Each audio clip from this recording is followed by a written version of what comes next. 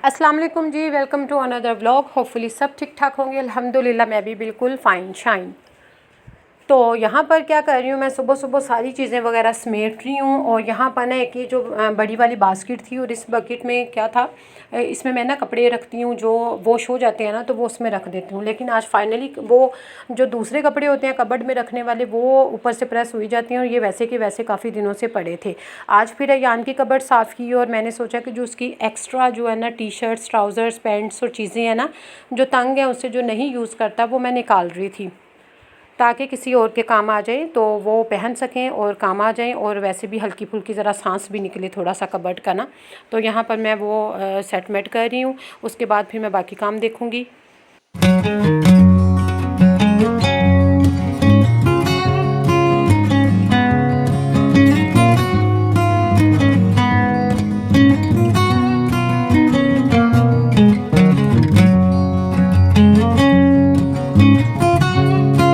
उसके बाद आज ना 2 घंटे लगा के मैंने यही काम किया, और वाकई बड़ा हल्का फुल्का सा हो गया। काफ़ी दिनों के पे पेंडिंग था, कल करूँगी, लेकिन वही बात है कि फिर रहता रहता रह ही जाता है।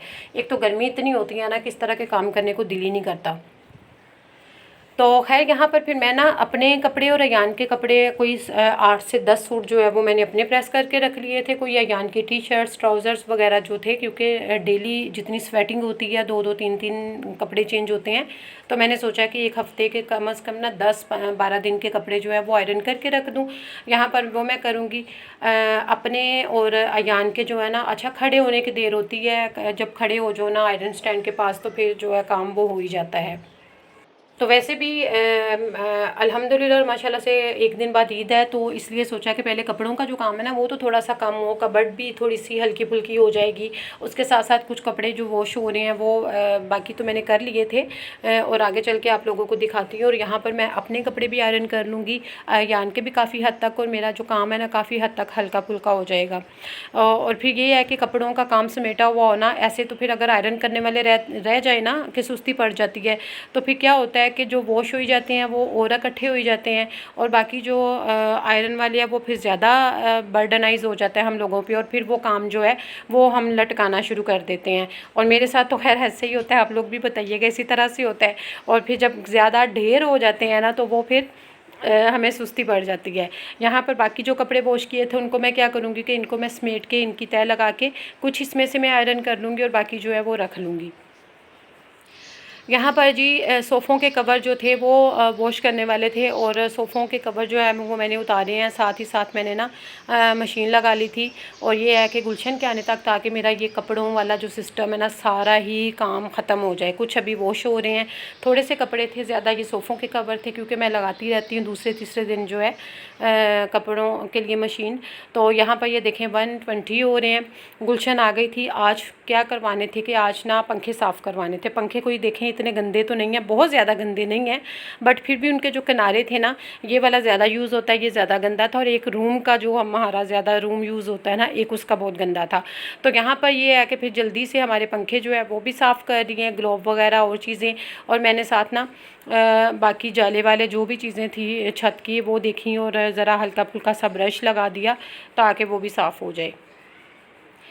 और सारे फ़ैन वगैरह साफ़ करने के बाद ही फिर गुलशन जो है वो सफाई का काम करेगी, और मैं साथ साथ जो है वो झाड़ू पोछा लगाएगी, और मैं डस्टिंग का काम निबेट लूँगी। उसके बाद फिर कुकिंग का काम आ जाएगा, किचन का हल्का फुल्का सा काम आ जाएगा। और ऐसे ही है, जब इस तरह के काम करना शुरू कर लो ना, फिर कुकिंग में भी बस हल्का फुल्का से ही बनाने को दिल करता है, कि ज़्यादा मेहनत वाला जो काम है वो नहीं होता। तो खैर काम हमारे सारे हो गए। अब क्या किया, मैंने और गुलशन ने खाना भी खा लिया। यहाँ पर अब गुलशन करेगी मेरे हस्बैंड के कपड़े आयरन।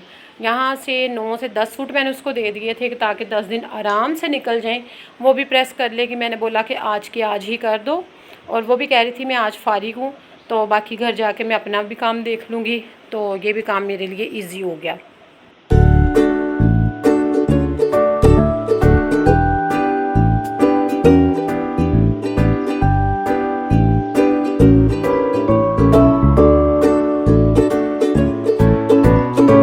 और अभी ईद के लिए जो कपड़े आयरन करने हैं ना वो मैं ख़ुद करूँगी। वो इसे मैंने बोला था कि वो मैं रात को कर लूँगी, और बाकी आप बस ये कर दो ना। जी, तो लहसुन जो था अम्मी ने किलो लेकर ना मोटा वाला लहसुन तो छील के मुझे भिजवा दिया आज। तो मैंने सोचा कि इसका भी पेस्ट बना के ना रख दूँ, वो ख़त्म हुआ हुआ था। और ये है कि मैं थोड़ा सा छील लेती थी और आगे रोज़ों का रखा हुआ था, काफ़ी अरसा चला।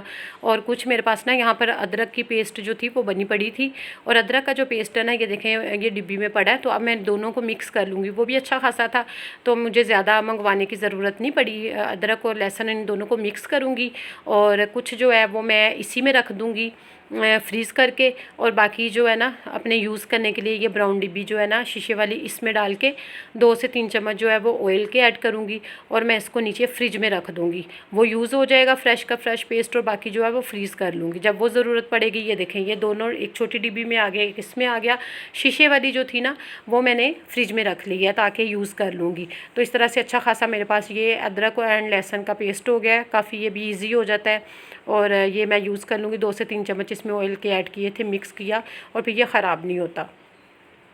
तो सारे काम कर लिए ना, जब नमाज़ का टाइम आता है हम लोग तब सुस्ती कर जाते हैं, और मेरा भी कुछ ऐसे ही है। फिर मुझे फ़ील होना शुरू हो जाता है, जी मेरे शोल्डर में पेन है, मेरे यहाँ पेन है, वहाँ पेन है, थोड़ी सी ना लेज़ीनेस आ जाती है। फिर मैंने सोचा नहीं भाई, बाकी तो हम अपने मतलब के सारे काम कर लेते हैं, बीमारी में भी लुढ़कते गिरते पड़ते सारे काम कर लेते हैं, तो नमाज़ लाजमी पढ़ो। मैंने क्या किया, जोश आया थोड़ा सा, मोटिवेशन खुद को दिलाई, और अल्हम्दुलिल्लाह नमाज़ पढ़ी। नमाज के बाद मैंने कुरान पाक पढ़ा, दुआ की, और यकीन करें कि इतना सुकून मिलता है ना कुरान पाक और नमाज़ पढ़ के, कि हम जो किसी से बात शेयर नहीं कर सकते अपने अल्लाह से शेयर करते हैं। जो भी अल्लाह पाक से शेयर करते हैं ना, बाद में हमारा दिल जो है वो हल्का फुल्का सा हो जाता है। और अपने पेरेंट्स के बारे में के लिए भी दुआ किया करें, जो हमारे प्यारे चले गए हुए हैं इस दुनिया से, और उनके लिए उनको भी साले सवाब किया करें।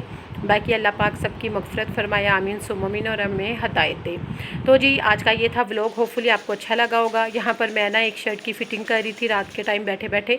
अयान वगैरह इधर पास ही बैठे खेल रहे थे, मैं अपना काम कर रही थी। ओके, दुआ में याद रखिएगा। टेक केयर, अल्लाह हाफिज़, बाय बाय।